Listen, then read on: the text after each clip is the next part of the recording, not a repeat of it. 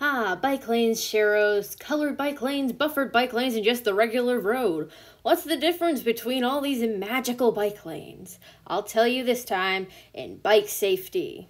Before I actually start talking about bike lanes, I should probably tell you that there is actually a right side of the road to bike on. And conveniently, for those who live in the US at least, it's the right side of the road.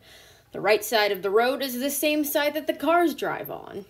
It's supposed to bike on that side of the road so that you flow with the cars. And I got that covered, onto bike lanes. Pretty much all bike lanes have some sort of symbol indicating to you that they are a bike lane, such as that one. Not all things on the side of the road are bike lanes. Remember that. Regular bike lanes are pretty simple. They have the symbol in them indicating to you and other motorists that it is a bike lane. That way they don't drive in it and you're safe when you bike. Sharrows are kind of the standout from the rest of the bike lanes. Sharrows have symbols in the middle of the road indicating to motorists that this is a road they are supposed to share with cyclists. Sharrows usually happen when there isn't enough space for a bike lane or if they just can't put a bike lane in there for some reason. Now, the jury is still kind of out on whether or not sharrows really count as bike lanes, but I figured I should probably put them in here anyway because they're still important to know about. Just so you know, the following two bike lanes are a little bit less common than the earlier two.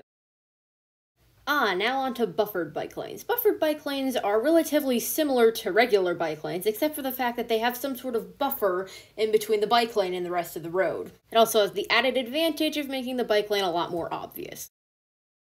Lastly, we have colored bike lanes. Now, colored bike lanes are substantially less common than the other three, especially because, well, they probably cost a lot of money to make.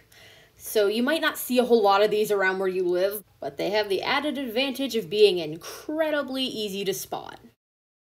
If you don't want to bike on the road, there are hundreds and hundreds of bike paths all over the US that are perfect.